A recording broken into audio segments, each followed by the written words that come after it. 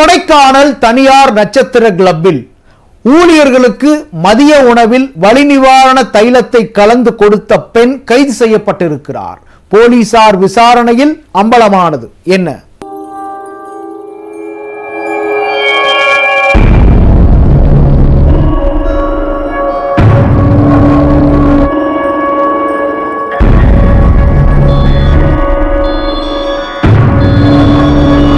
Kodaikanal 7 road பகுதியில் கோடை club நட்சத்திர ஹோட்டல் செயல்பட்டு வருகிறது. வெளிநாடுகளைச் சேர்ந்த முக்கிய பிரமுகர்கள் கோடை கிளப் விடுதியில் நிரந்தர உறுப்பினர்களாக உள்ளனர். சர்வதேச அளவில் புகழ்பெற்ற இந்த கிளப்பை பராமரிக்கும் பணியில் 50க்கும் மேற்பட்ட பணியாளர்கள் ஈடுபட்டு வருகின்றனர்.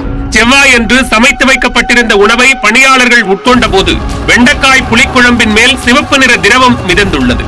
அதனை பார்த்த பணியாளர்கள் முகர்ந்து பார்த்தபோது தைல வாசனை வீசியுள்ளது.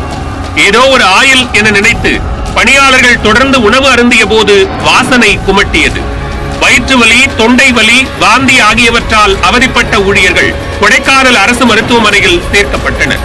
உணவில் மர்ம பொருளை சேர்த்தது யார் என போலீசார் நடத்திய விசாரணையில் திடுக்கிடும் தகவல் வெளியானது.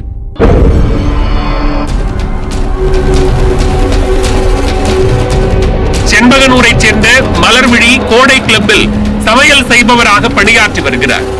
சில நாட்களுக்கு முன்பு ஹோட்டலில் மீந்து போன உணவை வீட்டிற்கு எடுத்துச் சென்றுள்ளார் மலர்விழி.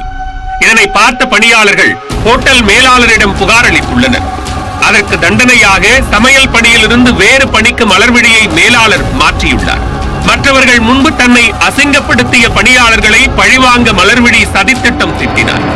பணியாளர்களுக்காக சமைத்து வைத்திருந்த உணவில் வலி நிவாரணி தைலத்தை மலர்விழி கலந்தது போலீஸ் விசாரணையில் தெரிய வந்தது.